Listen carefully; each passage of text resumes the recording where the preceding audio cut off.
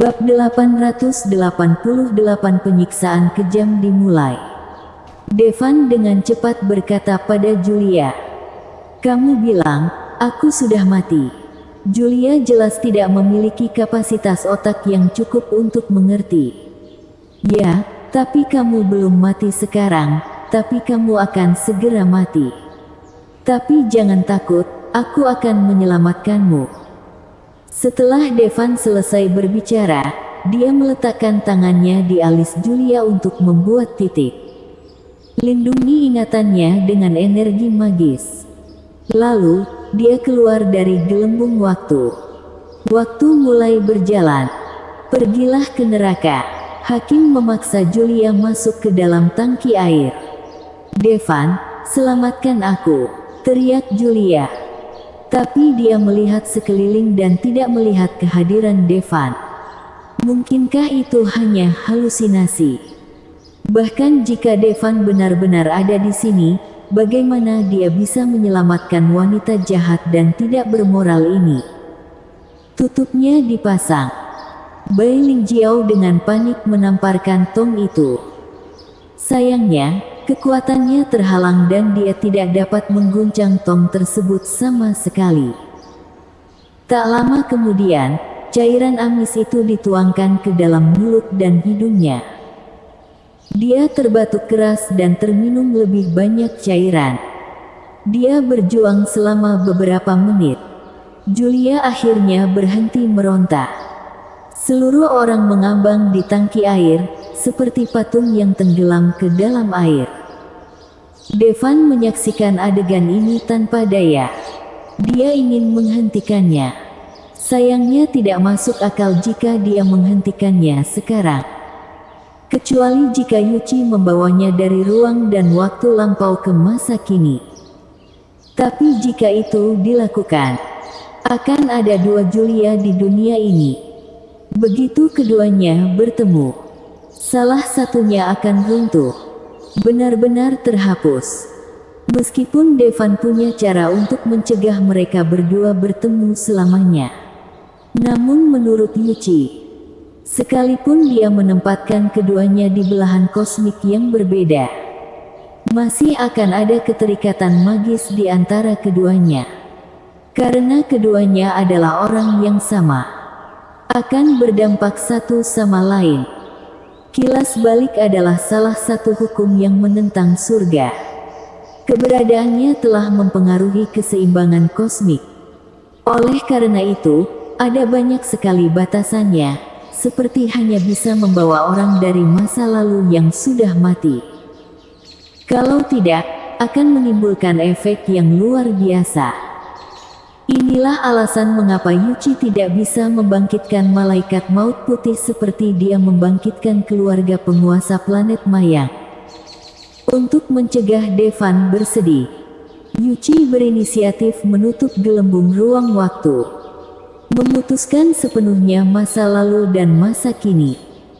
Meski Yuchi telah menutup gelembung ruang dan waktu, tapi Devan masih belum bisa tenang dalam hatinya untuk waktu yang lama. Terutama adegan di mana Julia akhirnya memanggil namanya dan memintanya untuk menyelamatkannya. Itu bertahan lama. "Yuchi, kirim aku masuk lagi." Wajah Devanmu. "Pangeran, bahkan jika kamu masuk sekarang dan membunuh mereka semua, itu tidak akan berdampak apapun di masa depan." Yuchi sepertinya mengerti apa yang dipikirkan Devan. "Lakukan saja." "Baiklah." Yuchi membuka gelembung ruang waktu lagi. Waktu terhenti ketika Hakim menekan Julia ke dalam tong. "Jalang, karena kamu berani mengkhianati Sekte Genesis, kamu harus bersiap untuk mati." Namun, saat dia berbalik, tiba-tiba dia melihat sosok aneh muncul di hadapannya. Anehnya, itu adalah Devan. "Siapa kamu?" Ekspresi Hakim berubah. "Namamu dipanggil Hakim." Devan menyipitkan matanya dan bertanya. "Ya, aku adalah Hakim dari Sekte Genesis."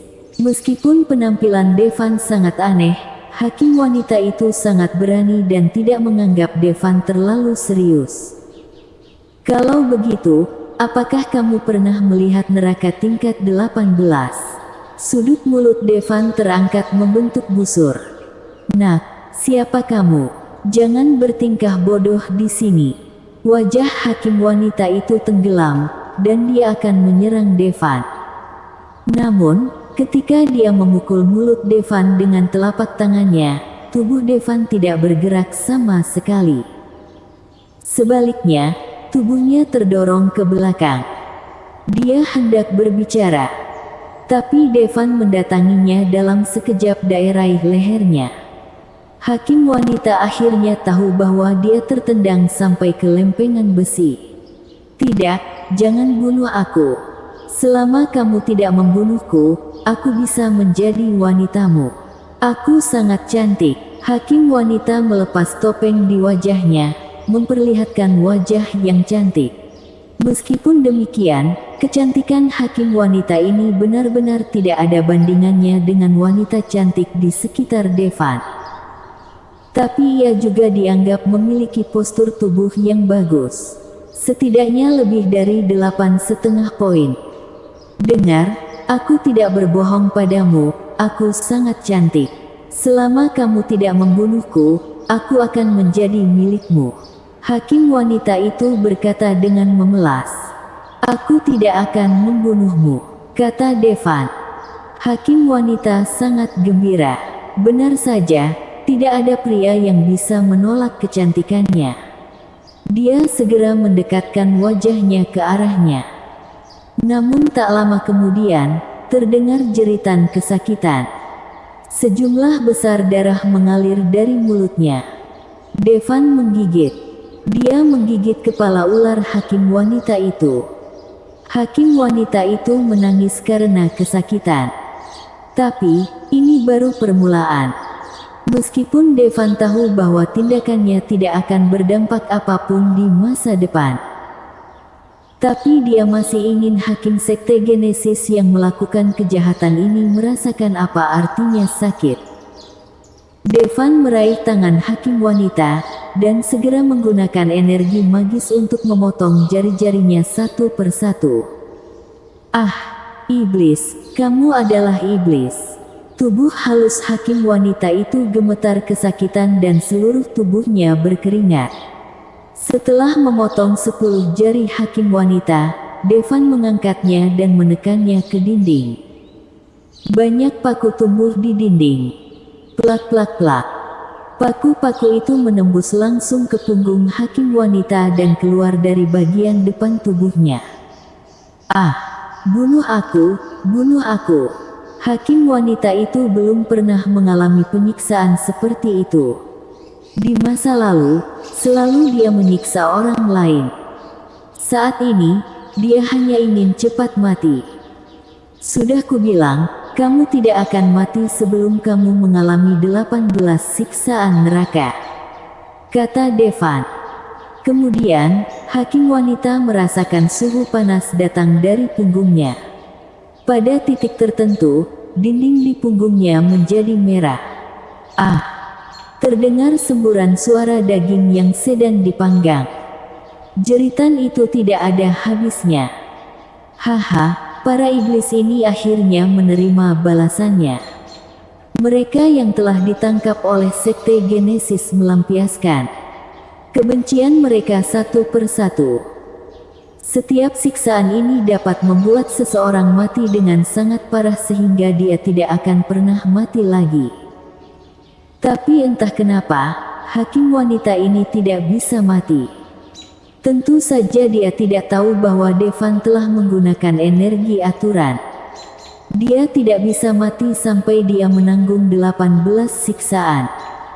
Setelah 17 putaran penyiksaan, hakim wanita menyesal datang ke dunia ini. Tapi, ini belum berakhir.